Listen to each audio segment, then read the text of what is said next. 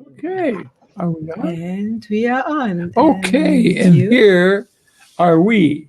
This is Heidi, and I am Mark, and we do this every little bit, and always on Friday at this time, pretty regularly anyway. We talk about some aspect of which is based upon the work of KEN WILBER, and sometimes that's a close base, and sometimes it's a little distant base. This time it's a little bit in between. But one of the tenets of Wilber's work is what he calls acquainted. Can I first interrupt you? We should say that this is intended to be the community gathering of the Wisdom Factory. Because we are the Wisdom Factory, and we propose live conversations with big people sometimes. And these shows are on Google Plus or on YouTube. While here on Blab, we are doing the Blab. Blab. Informal talks. So, yes, and we invite everybody to join in. If you know anything about KEN WILBER, if you don't, this is no problem at all. No. If you know anything about integral theory, no problem. You can ask us if you want to know something about it. If you don't want to, it's fine. Okay. So we have a couple more people listening. That's nice. That's good. All right. So anyway, as I was saying before, she interrupted me with a proper introduction to what we're doing. KEN WILBER's work is based on certain principles, and one of those is what he calls the AQAL model, AQAL, AQAL. And that is sort of a shorthand for referring to all quadrants, which is the basic idea of his model, all levels, all lines, all states, and all types. And we can knock over microphones, however. All microphones, all voices. I'm sorry for the noise you will have in your ears. Yes, I'm sorry. We can't go through all of these things tonight. If you know anything about KEN WILBER, you know something about these things already. But today, we promised to talk about one of the types. The types. And she's encouraging me to keep my voice up at the end of my sentences because I often go down and you can't hear me. Yes, see that? Exactly. So anyway, the type that we're talking about is probably about the most fundamental type that we can think of. And that is gender. You know, before we're anything else, we're either male or female. Male or female. Yeah, I got that right. Yeah, and there's no other choice. I mean, well, not normally. There's strange cases in between. You can also not choose it. Like, for instance, other types, character types, you might have heard about the Enneagram or many other typologies are out. And, you know, this is, you can think, yeah, maybe I'm the type, maybe I'm not. I'm quite sure what my Enneagram type is, but might also be, you know, a different one. Okay. But normally, if you are a man or a woman, normally it's quite clear. Another kind of typology that people often know about is, of course, their astrological sign. You know, that's a series of 12 different types of personalities based on a certain criteria. So this is what we mean by types. And we are either male or female, normally. And so what does it mean? Yeah, it's strange because if you can tell, I'm an old guy by now. But gender is kind of a new word to me in the way it's used in reference to male or female. Because when I grew up and I was back in high school and I was studying, say you were studying French or Spanish, they would talk about gender in relationship to nouns. They'd either be masculine or feminine. And it didn't really have anything to do with sex per se. It was just a way of dividing up the language in these two different groups. And then somewhere along in the 80s or so, people started talking about gender in relationship to what I thought was sex. you know? And then what's the problem? We have a word. It's called sex, you know? What do we need gender for? But that was a few years ago already. And now gender is a very commonly accepted term for talking about the differences and similarities between the sexes. And it has nothing to do necessarily with being male or being female. It just is the kinds of qualities that are on a polarity. Yeah, and I would jump in here. As far as I remember, normally with gender, you refer to that what is the cultural imprinting on people, you know, so that you feel like a woman, like a man or something. And then there is the other category, masculine and feminine, and these are the qualities, and they are sort of independent of the sex. A man can have masculine qualities and feminine qualities, and a woman as well. So normally we would say that probably a man has more masculine qualities than feminine, or and the other way around with a woman, but maybe not. So they're more fluid than they used to be. This is one real interesting characteristic.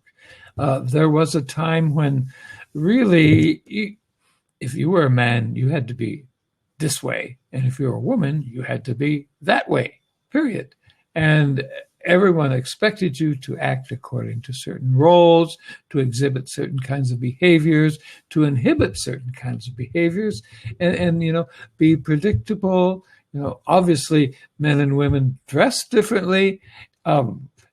Today, you know, that still persists, but there was a time when, you know, you could get in really big trouble if you didn't follow those kinds of rules. So that means that the pressure of the surrounding was so strong that you defined man and woman by what was normal for the man and the woman in this surrounding. Yeah, and it was based on biology. You know, so I was told that you know, when I was younger, I mean, even probably now, and I always have trousers on, and I had always trousers on, that I was masculine. Because of having trousers on, you are masculine. Shall we go into what the qualities are instead of the cultural, how do you say, cultural etiquettes?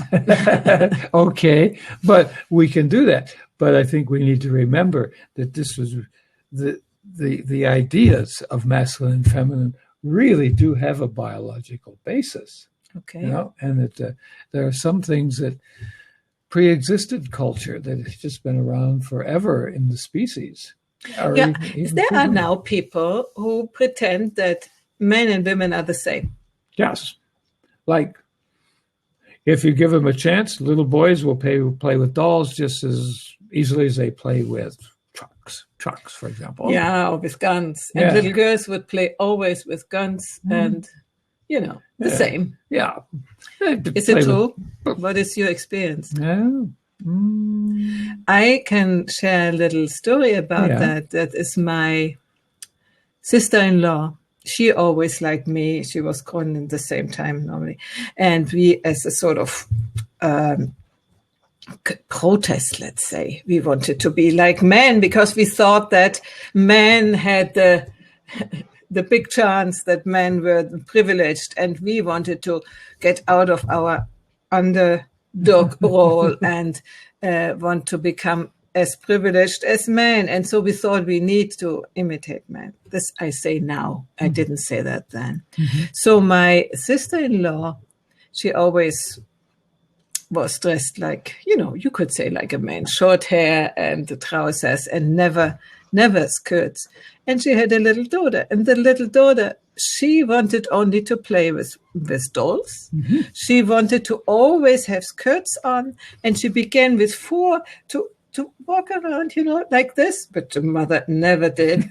So, you know, there seems to be something else, and not only the environment, which shapes the self-sense of a female person and a male person. Well, of course, what someone would say is that the little girl got her cues from the general society, not just from her mom, about how to act. Yeah, but the normal thing is that children want to imitate their mothers. This is more normal than not. And in this case, you just didn't want to. Yeah. You know? Can you see me? Can you see me? Was the father in the picture? Oh, he dressed always, very negligent. Negligently? Yeah. This is not really. He was not a role model. Yeah. But perhaps expected, or who knows? I would only speculate. So, Margherita, you are back. Yeah. What is your take on that? Well, there is this thing that I have also experienced with my sister's daughters. I mean, we're in a generations, and we're not we're like you, a little bit more dressed in trousers and pants and stuff like that, and do all kinds of things, and we're not avoiding using a hammer or whatever. But her daughters, they were so feminine, both of them, and it was completely opposite to her. It's like it's either you follow the parent or you do the opposite. Yeah. Having pink things on. My mother didn't like pink. She didn't have pink, but she wanted pink. Both of them, they had pink little tutus and just like playing like it was like exactly your story. So the question is, how far is society influencing your self-sense to what gender you belong to, and how you express it, and how far is it biology? Yeah. There are some people who carry this to real extremes. And we saw a while ago a film from Norway where they were interviewing educators who were absolutely insisting that there were no differences in likes and dislikes between boys and girls based upon their sex, on their gender. That left alone, they would equally choose the traditional male or the traditional female, interchangeably. And of course, this was just flying in the face of all evidence that, girls still tended to play with the dolls and the boys still played with the trucks. And even in that country, which is considered far ahead, the infirmiera, the nurses are mainly women still, and the other male professions are still mainly and significantly more men and women in their respective old professions, And teachers, women, Yeah, and of course, you could say that a lot of work needs to be done to make these equally attractive to both sexes. Yeah, attractive. We can study everything. We can in our areas here. But do we really want to? Yeah. And what would the outcome be? Does it have to be 50-50 in everything? Otherwise, society is doing something wrong? I was just thinking, I heard about India, that there are many, many, many women studying and learning about computers, computer technology and everything. Is this contradicting our idea? I think they may be actually repeating our own history in the West in the past 50, 60 years, where women in the early part of women's liberation had to outdo men, be better at men things than the men were in order to be recognized and to get ahead. And they imitated men's dress at work. They often wore little... in Europe. Yeah, in Europe. There can be also a different thing. There can also be the fact that this is a chance for women to be really connected with the Western world. Because they are needed. They more often than not, they are by their knowledge, they are offering their services as virtual assistants and all these things. Which is kind of traditional feminine role, actually, to be the assistant. Yes, but in a technical sense. Yeah, so they are learning technical stuff, which I think in the West still women, some do, some do. But I think it's still more the like you see it also on these platforms, it's mostly the men who are talking about technical stuff. Cars and whatever, SEO, and there are also some women, but it's mainly a male domain. You're talking about SEO, SEO and all the website stuff, this analytic stuff. There are women, I have to say, there are women, but I have the impression that there are more men than women interested in these things. We are more not like Margherita. No, we were going into healing and into development and into, Would you nurture me, please? I could nurture you. Margherita, are you still there? Yes, I'm here. Can you hear me? Okay.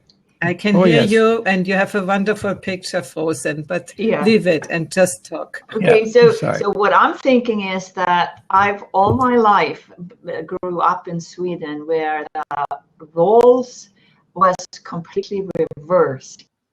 There be no difference between the sexes regarding work. But I discovered when I came to Canada 25 years ago that what I missed in my life is to be a woman, to be nurturing, and it was amazing the openness of my heart that I could develop by just being who I was, because I wasn't playing the role in an executive role in multinational companies, and it was like a man in a woman's dress. I didn't want to be a man particularly, but I was a woman. But it was like I didn't know which leg to stand on. It was very difficult actually to embrace that role of not expressing what my femininity was about. Yeah, I heard that often when I began with the Feminine Power courses about 5-6 years ago. And there were many women who had created quite a big career in a masculine way of doing it, And I especially think about Lucinda. Margherita, you have known her. We did an interview with her. She was a director of an opera house.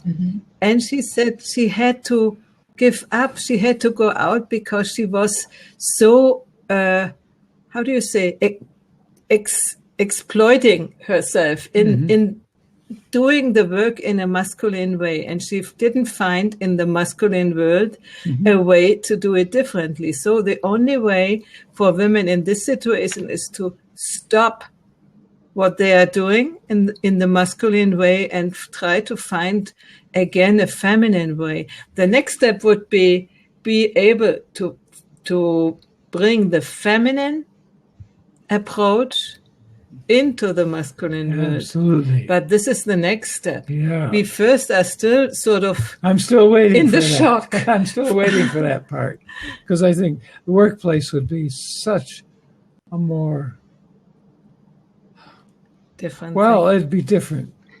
But at the moment, it's still so that the females are reinforcing the masculine energy by being success-driven, plan-driven, and, hard in some way. So they are adding to the already existing masculine energy also their masculine part. And instead, we would be needing to add the feminine part. Also, we don't know yet how to do that. But an interesting thing is that young women now are more successful in the workforce than young men are. They make more money. They get promoted more quickly. The men are the ones who are getting left out as these roles change. Now, because the women also can compete very successfully. They are better educated than young men. There are all kinds of things going on. Yeah, I don't know if this is really true. What I think that women who are doing this, competing in the masculine way, they are working against their own energies and against their own real being. What Margherita, what you said before, you couldn't be what you were. And when you came to Canada, you began to become yourself. And we are sort of disconnected from ourselves if we are working in the masculine. Well, what I was mentioning was just one of the strange consequences of women taking on these masculine roles. Becoming aggressive in a strange way. Men used to be able to get ahead just because they were men, damn it, you know. And now they have more competition. It's in a strange way. It feeds some really unfortunate aspects for young men these days. Hey, Christina, come in if you like to join in the discussion. Margherita, what are you thinking about that? Well, I just like this conversation because this has been the struggle of my life, all my life, and I went overboard going to the healing or sort of woo-woo area, but that felt good because when I came to Canada, I didn't have any history here. I didn't have any friends or any groups of people who's going to push me down. I just came as myself, and then I positioned myself differently. It happens almost instantaneously. And of course, I had difficulties in my marriage, so that honed me also to look inside. And that was a very helpful way to actually approach healing. And I mean, I'm still friends with my ex-husband, and we are friends. But you know, this was the greatest gift I could have received in my life. If I still was in Sweden right now, I probably have done some changes, but it probably wouldn't have gone too fast. Yeah, that's very interesting because she came from a country where sexual equality was relatively advanced, you know, and promoted by society, to Canada, which wasn't so high on that equality scale, but yet you feel more free in Canada. Because of that. Well, in this country, in Canada, it's more forgiving. You can do whatever you want as long as you obey the laws. I mean, you could start a company, you could sell whatever you want, you know. In Sweden, it's not exactly like that. We have to have much more structure and much more, you know, basic things in place to start a company. For example, and people don't trust something that is just one person doing something unless they have the certificates and the credentials and stuff like that. Here, it wasn't required. I just started and then building a business in there. And the people who came, they needed what I was providing. So it was like, it was no blockages there. I think that was very freeing, I think. Coming back to the gender issue, I think when we come out of a country where the gender equality is proclaimed, then you sort of have to. You know, when I went to school and I was very good in school, and so I thought I study at university, and what's the best thing? Mathematics. Yeah. This is very masculine, you know. Oh, yeah. Then I am worth something if I do something which normally men do, you know. So it's sort of an imperative then. It has become almost an imperative that women had to go into the masculine, previously masculine sphere to have a certain recognition, to have a certain, you know, they are not only mamas at home and are occupied with the pampers and all the baby milk and stuff, but they are doing something serious, you know. So it's almost like as if you have to do it. It was at the same time an undervaluing of what women traditionally did, no? Mm-hmm. So I wanted to say this is a forcing into a certain jacket when the ideas come that it has to be in this way, no? Because women have to be free now. So, you have to be free. Yeah. And what Margherita says, the freedom is in a different place. It's not by sort of obsessively trying to become a man. Yeah. And my life went in a slightly different direction. I started out in college in science, the softer science, biology, not so much physics, chemistry. It didn't appeal to me at all. But as the years went by, my studies tended more towards the humanities, into history, and then finally into English literature. And when I got out into the work world, I ended up in drug and alcohol counseling. So I had this softer gliding path down. But then you, as a man, you are not recognized as a real man, are you? Well, that would depend upon how I rose in whatever hierarchy I found myself in. If you were the boss, then maybe. But if you are on the lower range, then you are not really a man. No, because you don't expose enough. When I was a counselor, I was doing the women's work level, so to speak. It's crazy. The hierarchies, the forms changed, the forms remain, the content changed. So this is all society-based, let's say, culturally determined. Mm-hmm. What are we really? What is really then? Thank you for the kudos. Big TX gravy. Wonderful. Thank you. Yes. If you come in, you're very welcome. You bet. Mm-hmm. What are we really? What are we? What is let's say, the characteristics of what is easier, let's say, for women naturally, when we think that there's no big pressure from the culture for men, and what for women? Well, I just soon hear from someone else, but I certainly have opinions on that. So I can tolerate 4 or 5 seconds of silence while I wait. Well, can you hear me again?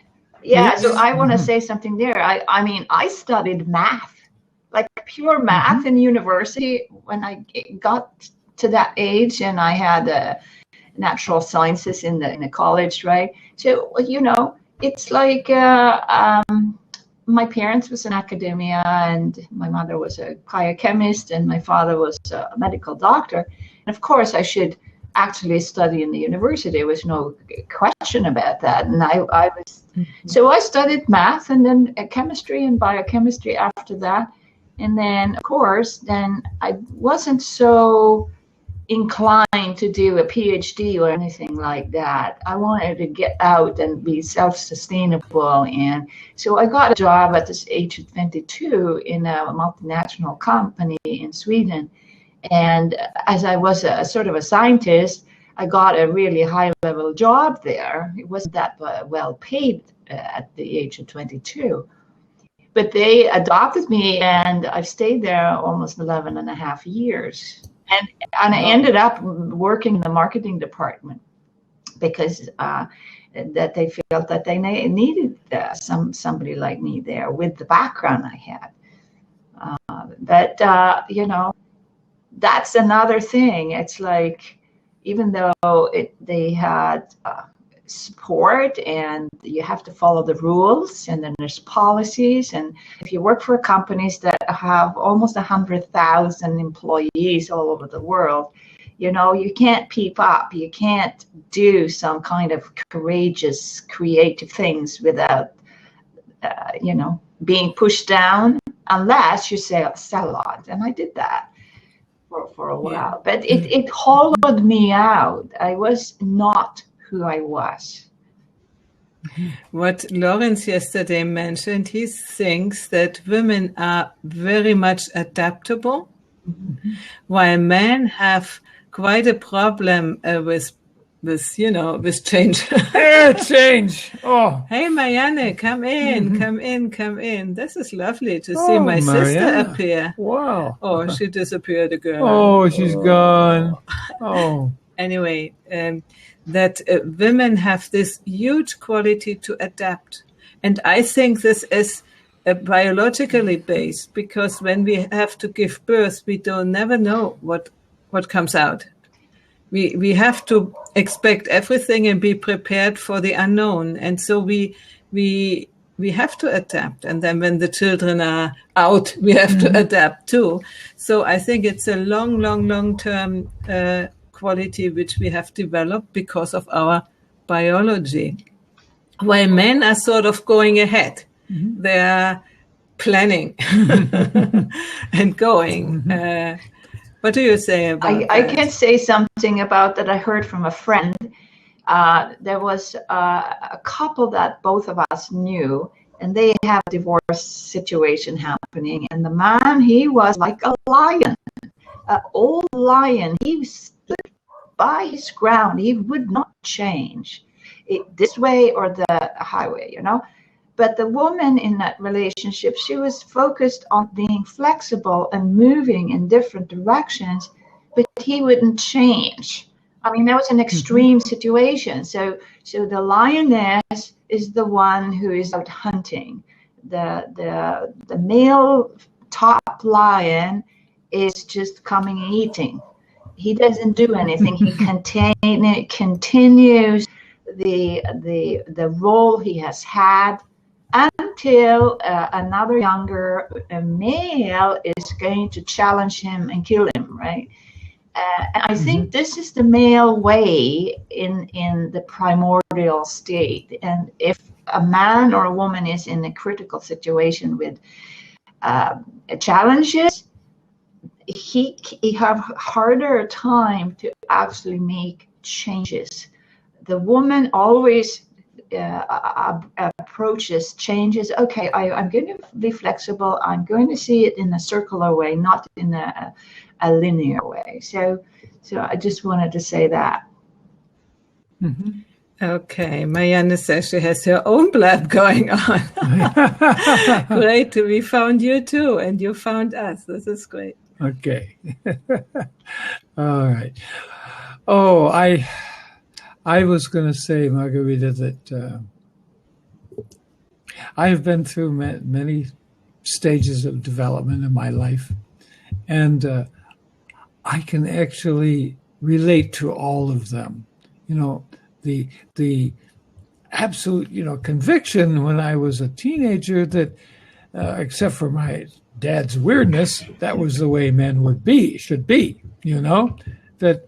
And I was going to grow up and get a job and do real well and work hard and have a wife, and we would have a family and we would have a house and blah, blah, blah. And that's just simply the normal, natural way. And what, of course, I didn't understand is that for the level of development of the day of the 50s, that was normal and expected, And then along came the 60s, and all of that started to fall away. And I can relate to that, too, that rebelliousness. Shit, I don't have to do it the same old way. Not at all. I can have different kinds of relationships with women. I do not have to follow a career path as directed by, my previous generation's history, so there was a kind of ability to be flexible, sort of flexible, but there was an inside part of me that was not flexible, and it has in some ways remained true to this day. That inside of me there are some things that I'm not going to change. I'm just not going to. Yeah. Can you understand him when he speaks so low? Yeah, we can hear it very well, and I acknowledge what you're saying. I've experienced that with men, and with women. Some women, when you go to that level of, okay, shall I yield or shall I be staying open? I think there is always women who just are stuck, right? But I think it's a more feminine way of seeing the clan, the family. We have to hold it together, right? We have to hold it in a circle and nurture that, because I see you as my family, right? So why would I jeopardize that? This is like the basic nurturing, caring thing, right? Whereas the male, historically over the eons, they're just like the warrior, like the taking over, and this is the structure that's worked in the past, and this is going to work now. I mean, everyone is changing in these times, of course. It's like it's very exciting to see, and I'm really happy to participate in this discussion.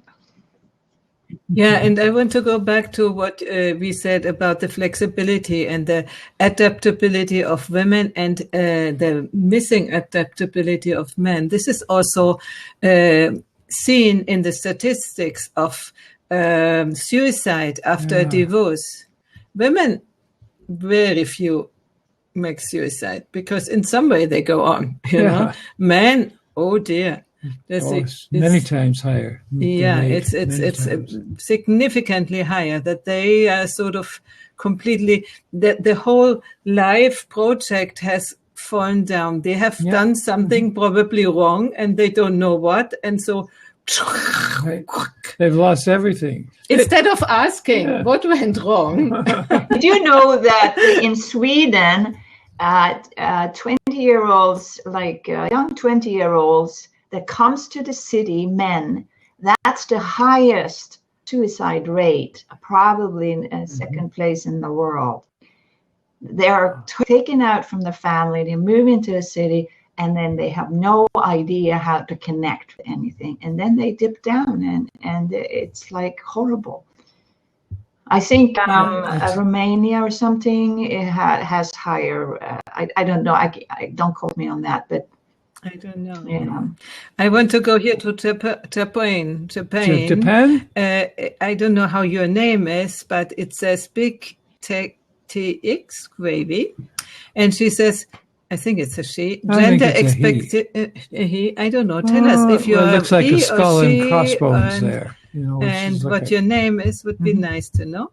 You say gender expectations can be negative for both males and females.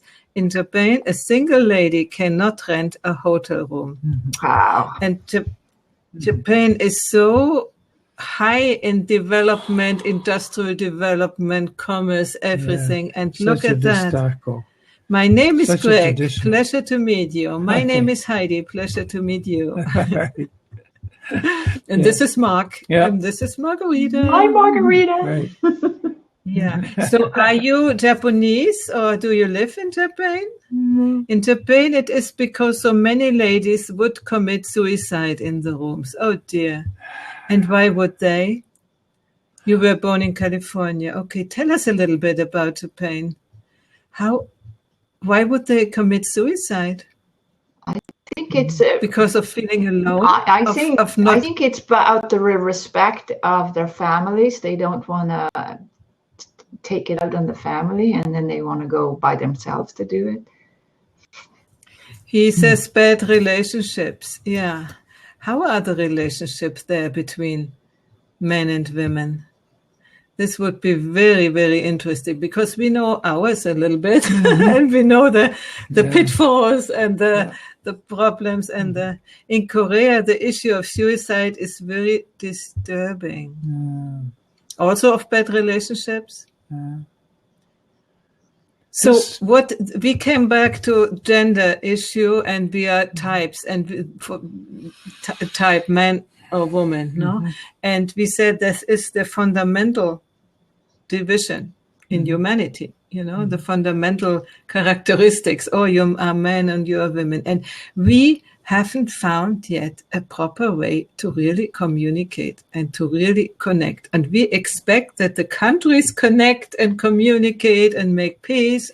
And when we are in our little room, in the families, in the couple, are not able to do that, how can we expect that in the world it is? But this is easy to understand in some respects, because I look back at my mother and father's relationship.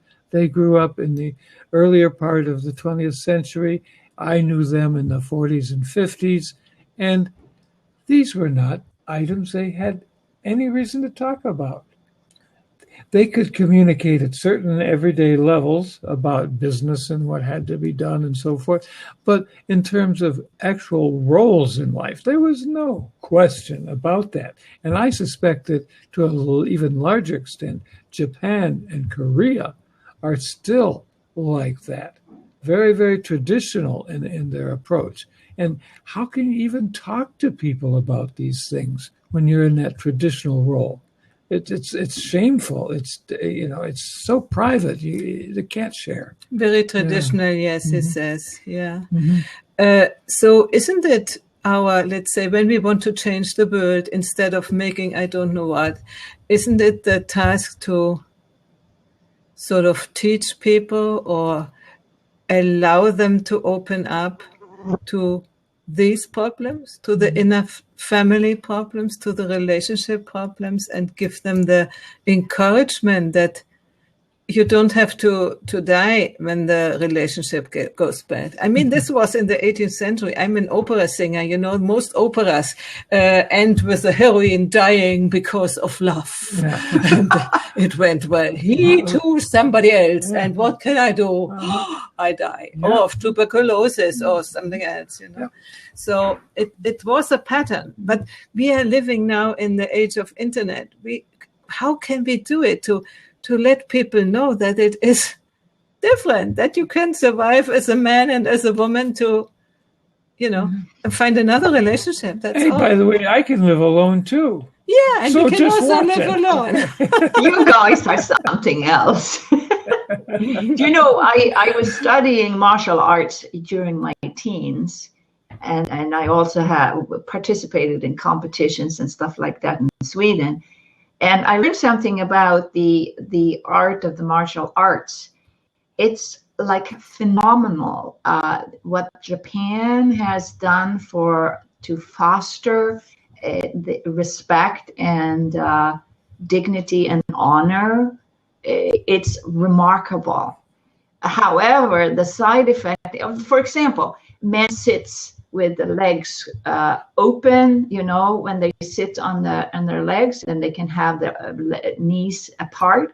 Women cannot. They have to have the knees together, and then you have to sit in a certain way. So there is like that, right?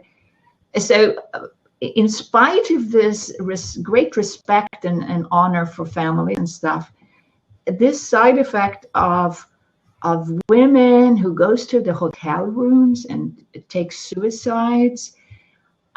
This is a side effect. They're also for men at work. They work, and there is like something called sudden death syndrome in Japan, where the men, quite young, 30 years old, they just have a heart attack and die. It's both sexes are actually affected there, I think. Oh, yeah. Oh, this is in traditional societies. It's exactly what it is. We are playing roles. Yeah. Did you want to say that? Oh, yes. In traditional societies, we have equal opportunity repression. Maybe women are under men in some ways, but the men are in a rigid hierarchy themselves too. And it's extremely confining and difficult to tolerate for any modern sensibility. Mm-hmm. Yeah. But you say, Margherita, with the open leg sitting, we observed it lately, no? There were a row of 3 women and 2 men, the men with up like this and the women like this. And even today in the Western world. And so they were that was a conference about a very modern phenomena. it was YouTube. young people. Yeah, it young was the people. YouTube created day here in Rome. And these things seem to persist. So we think we are free, but when a woman is open like this, it is still a sort of an offer. And I'm happy that I'm over 40 and over 50 because now I can behave as I want to. Yay! Yay! Yeah. Okay, here Greg says, the proletariat are being abused like never before. Yes, when race, age, and money are no longer issues, gender will be the last division or place for bigotry and oppression. Well, it's more fundamental. Yep. It's more fundamental. It comes last into the vision, no? And that there is the problem, let's say. Yeah. There's another person who has joined. If you want to come in, Boogie. I don't know how to. El Boogie, I would say. I don't know how to pronounce that. Would be nice to hear the perspective of another man. It looks like a man, no? It's a little hard to tell from tiny little photos. Yeah. But I don't know. So, or say something to us. He says, "Sir, are you an ex-patriot?" Sir, I guess that's me, huh? Probably, you're the only man here. Well, yeah, I'm an American, and I've been living in Italy with this woman for the past 3.5 years. Lucky you are. You are so lucky there, Mark. Yep. Are you a patriot? Well, now that doesn't mean a patriot in that sense. It just means where are you from? So your patria is where you're from. Okay, I didn't get that. So I am an expat, sort of by definition, not by jingoistic, chauvinistic, right-wing patriotism. And that my first husband, when it was about that I wanted to go to make auditions for theaters, I lived in Berlin, in the rest of Germany, and he said, he would never come with me, if I had an engagement, a job at a theater and you have to stay the whole year there, he would never have come with me because his job was so important. He couldn't follow me. And I would have gone, wherever he went. It was just no question, And when there came the moment when he sort of needed to decide, no, by no means. And this is so different. He came to see me because I said, I don't go to America. I live in Italy, or maybe I would even go back to Germany. But to America, I didn't like it so much there.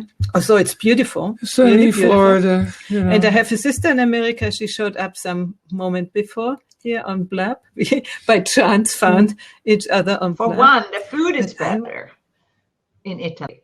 Oh, much better. Much better. Well, and this lady cooks Italian food with a German No, twist. I do it with a creative twist. It's not even German. I cook food as very creative matter. Okay. Yes. So creative. You have said something. Italy, it sounds amazing, and it is amazing. I mean, I'm here 30 years. I came to study opera, and like you, Margherita, I was free from the constrictions of which I had at home. I could begin from scratch my new life, and I was not seen anymore as a person in connection with that and that and that. I was just, how do we say, an unwritten piece of paper, an unwritten book, with carte blanche. Blank sheet. Blank sheet. And this was very liberating, I have to say. It is really liberating for sure. It's like coming outside of your own home country with all the conditioning. Everyone in their home country are conditioned, more or less. Yep. But if you move to another country or another continent, which I did, it's dramatically different. Even though I spoke English when I came, we study English in Sweden, right? So it was remarkable, and I found out that even if I go back to Sweden, they still have maintained their conditioning to a great degree, and I could see it. They can't see it. Sure. Yeah. Whenever you go into another culture, it opens your mind extremely. Doesn't mean that there are not also conditionings, and as we are talking about gender issues here in Italy, I mean, it is almost traditional. It is a traditional society too, and where the roles are. I can tell you a little story I had when I was living here alone for quite a while, and there is a neighbor. Neighbor, we can say it's about 2 kilometers, and he came to help me with painting the walls and doing all these works of maintenance of the house. And he came and said, it is done like this and like this, and I said, no, I would say we do it in this way and in this way, and women. And then he found out that sometimes I was right. And since then, he is really respecting me. But before, these people try to know it better. And I had a constructor, the ones who lay the tiles, And I really, with the force, I had to kick him out because I told him that the tiles are not done in this way as he did it. And he said, no. And I have nothing to say. And I really had to say, you go. And he got a lot of money from me for things which I had to throw away afterwards, But as you are a woman in a country like this, you are just not respected. And that's why we did that collectively as women. You have to acquire the knowledge of a man to be respected by a man in traditional societies. And then later, when men grow up, even in the ladder, then it's not so important anymore. But at a certain level of development, you really only if you demonstrate that you know these things, you are respected. Yeah. So it was the right way, which we did with the emancipation in the 60s, but we don't want to stay there anymore. No, at least not me, and many of the Western women don't want to. I remember talking to in the early 70s, talking to a couple I knew, and the woman had just become a lawyer. So she was moving along into a very modern life. And I said, I really hope, that women will change the workplace, because the way it is not okay, And she didn't really know what I meant by that. Her husband, he understood, and I understood that the workplace was a really brutal place in many regards, not friendly. But we thought that is the paradise, because the privileged men were working in this way, and so they have it right. They must have it right, and so we learned that. So, it's now, and I want to bring that out, we are almost at the end of the hour. It's now our task to reinforce the feminine energy in these places, and to change the workplaces, and to change the world. To change the world by not increasing masculine energies of goal-drivenness and do it, go ahead. Oh, he comes in. This is wonderful. But be as in the feminine way. Why doesn't it go? Oh, come in. Yeah, here. Hello. Okay, that. Okay, all right. Do continue. I'm listening. Just do continue. What shall we call you? You can call me Louis. Louis. Okay, Hi, Louis. Very good. Hi. You froze on my screen, but I can hear you. Yeah, good. All right. And where are you calling from, Louis? I'm actually in Memphis, Tennessee. Memphis, Tennessee. Yeah. All right. On the Big Muddy. Oh, yes. Okay. All right. Ah. Yeah. Well, that's a great musical heritage. Yes, it Memphis. is. Wonderful. It is. It is. I'm a part of that heritage. I'm a musician, producer, writer. I travel, entertain. I've been to Italy quite a few times. Oh, yeah. Yes. Well, listen. Next time you come. Next time. If you ever find yourself between Florence and Rome, you're not far from us. So look us up. Where exactly are you? We are in the very southern edge of Umbria, right where it meets Lazio, the province that Rome is in. Yes. And it's on the railway line between Florence and Rome. I've been to Perugia.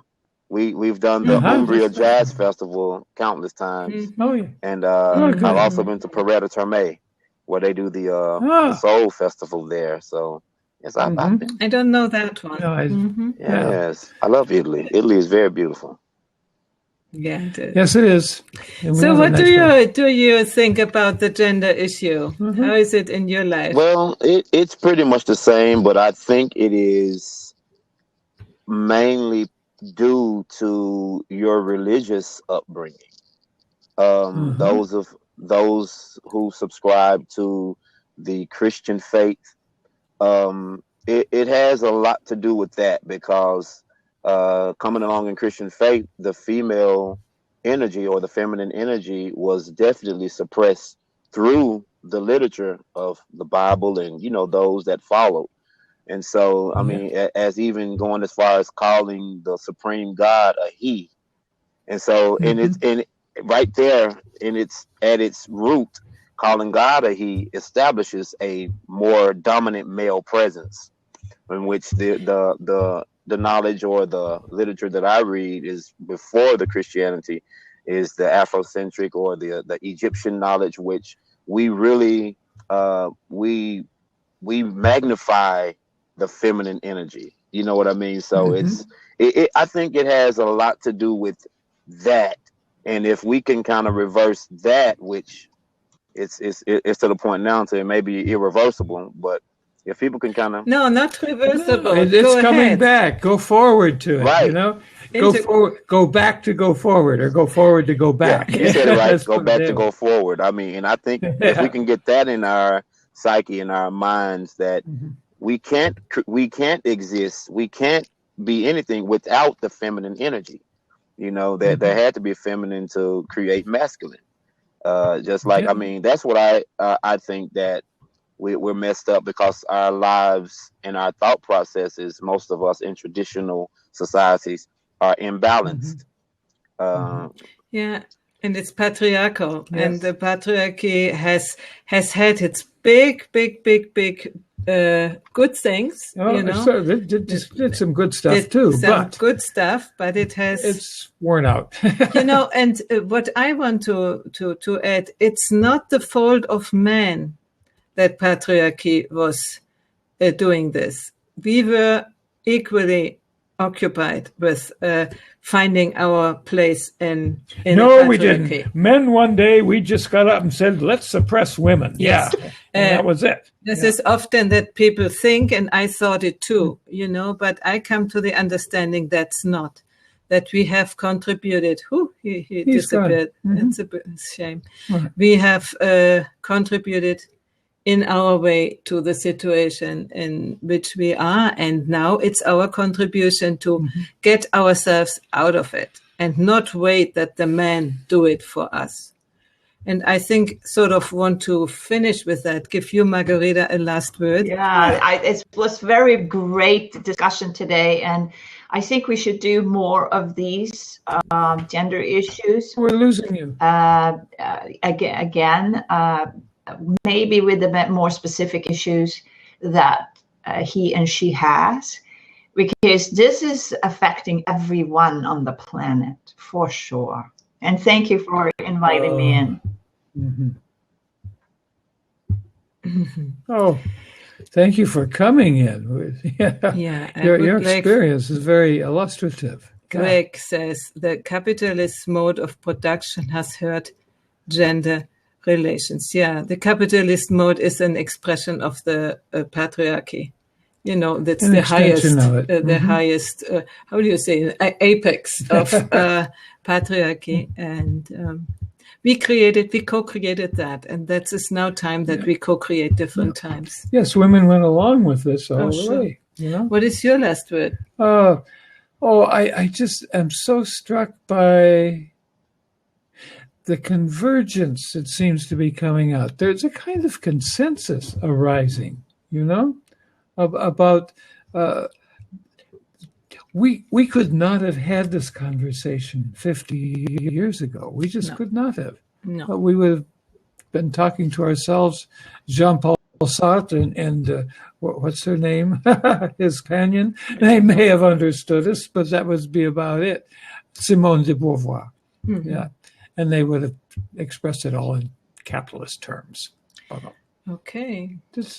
It is great that we can have this discussion, first of all, and that we can have it over the continents. Yeah. You know, I'm so grateful. And this is a result of the male endeavor to create ever better technology. And this is really, really great. I'm so happy about that. Would you like to thank us men? Yes, I thank you, Amen. Oh, he's coming back. Thank you, all men. We are in the last words. I lost connection, but go ahead.